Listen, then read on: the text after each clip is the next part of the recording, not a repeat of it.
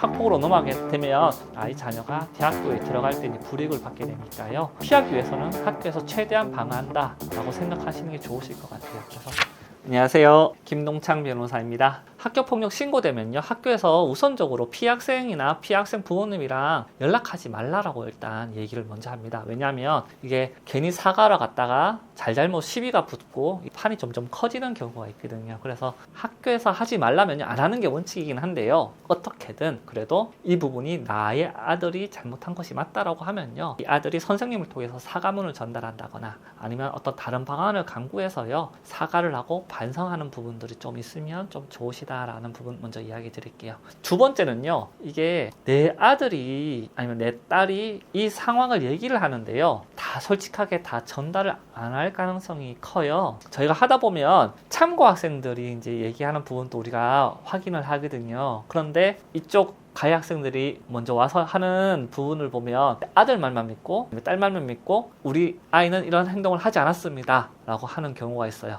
그러면 이게 학폭 심사위원들이 봤을 때는 그 부분을 좀 부정적으로 바라볼 수밖에 없거든요. 그래서 최대한 자녀와 소통을 하셔야 돼요. 이게 맞는지 안 맞는지. 그러니까 한 번만 듣고 이 부분이 맞나 안 맞느냐 보다는요, 계속 소통하셔서 사실관계 측정을 먼저 좀 잘 하셔야 돼요. 막상 학폭으로 갔는데, 회의에 갔는데 내 생각보다 훨씬 다른 증거가 많아서요, 단순하게 믿고 가다가는 더 어려운 경우가 생길 수도 있어요. 그래서 결국에는 학교 내에서 일단 무조건 정리한다. 그 부분이 이제 첫 번째겠죠. 왜냐면 학폭으로 넘어가게 되면 결국 생활기록부, 학생기록부에 이런 부분들이 기재되는 부분들이 생기고요. 이런 부분들이 나중에 아이 자녀가 대학교에 들어갈 때 이제 불이익을 받게 되니까요. 이 부분들을 피하기 위해서는 학교에서 최대한 방어한다 라고 생각하시는 게 좋으실 것 같아요. 그래서 이 부분에 대해서는 최대한 합의한다라는 부분들로 해서요, 하시고요. 이게 보통은 학교폭력 이제 신청을 하면 이제 위원회에 열리고요. 위원회에 열리기 전까지라도 이 부분 신청 취소 가능하니까요. 일단 최대한 그 전날까지라도 어떻게든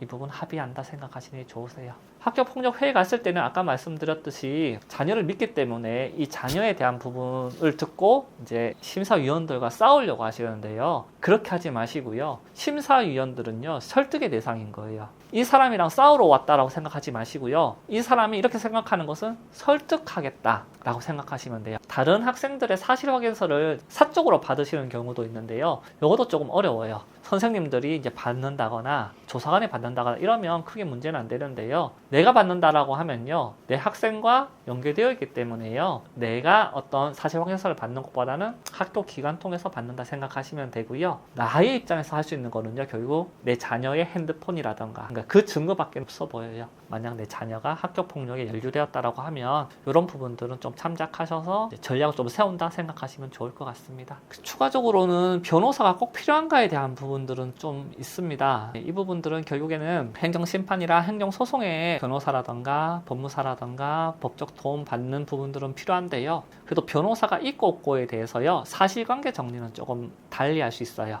왜냐하면 없으면요, 우리 의견을요 정리해서 제출하는 경우가 잘 없어요. 그래서 거의 참고인 진술로 넘어가는 수밖에 없기 때문에요, 이 부분 진짜 다퉈야 된다, 이 부분이 진짜 중하다라고 하면 법조인들 도움을 받아서 학교 폭력 처음부터 보조를 받으셔서 대책을 강구한다 생각하시는 게 더 현명하실 것 같습니다. 이상 학교폭력이 만약 문제가 되었을 때, 내 자녀가 연루되었을 때 부모님 입장에서는 어떻게 해야 되는지를 같이 함께 이야기를 나눠봤는데요. 추가 궁금하신 점 있으시면 아래 연락처로 연락 주시면 추가 상담 진행해 드리도록 하겠습니다. 이상 김동창 변호사였습니다. 감사합니다.